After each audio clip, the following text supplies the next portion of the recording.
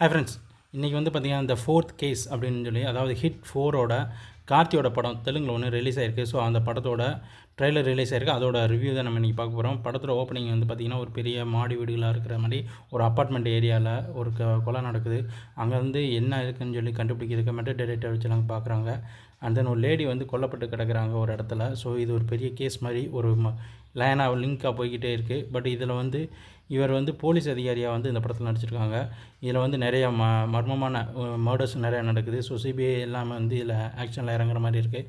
கார்த்தி வந்து இந்த படத்தில் ஒரு பயங்கரமான ஆக்ஷன் த்ரில்லராக வந்து இந்த படத்தில் இருக்குன்றதை நம்ம எதிர்பார்க்கலாம். அது மட்டும் இல்லாமல் இது ஃபுல் அண்ட் ஃபுல் வந்து ஒரு மர்டர், அப்புறம் வந்து ஒரு த்ரில்லராக இருக்கிற மாதிரி பேஸான கதை மாதிரி தான் தெரியுது. இது வந்து ஒரு ஃபேக்ட்ரி ஏரியாலலாம் நடக்கிற மாதிரி ஒரு லொக்கேஷன்லாம் காட்டுறாங்க. அதாவது ஒரு மைண்ட் சைடில் நடக்கிற மாதிரி.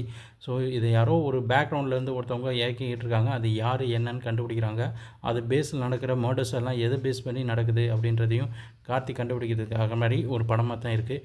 அதே மாதிரி இது வந்து பார்த்திங்கன்னா காஷ்மீர் வரைக்கும் போகிற மாதிரி இந்த படத்தில் வந்து இந்த சீன்ஸ்லலாம் இருக்குது. அது மட்டும் இல்லாமல் வள்ளி தெய்வான நாடகம், அதே மாதிரி இந்த இதில் கேசஸ்லாம் வந்து பயங்கரமான த்ரில்லராக இருக்குது. ஸோ இது வந்து கார்த்திகை அடுத்து ஒரு போலீஸ் ஹிட்டாக, அதாவது நம்ம சிறுத்தை மாதிரி ஒரு ஹிட்டான ஒரு படமாக இருக்கிறதுக்கு வாய்ப்புகள் இருக்குது. ஸோ இந்த படத்தோட ஃபுல் ரிவ்யூ அடுத்து வரும்போது நம்ம பார்க்கலாம். அதே மாதிரி இந்த படத்தோட அடுத்த ரிலீஸையும் நம்ம வெயிட் பண்ணி பார்க்கலாம். நன்றி, வணக்கம்.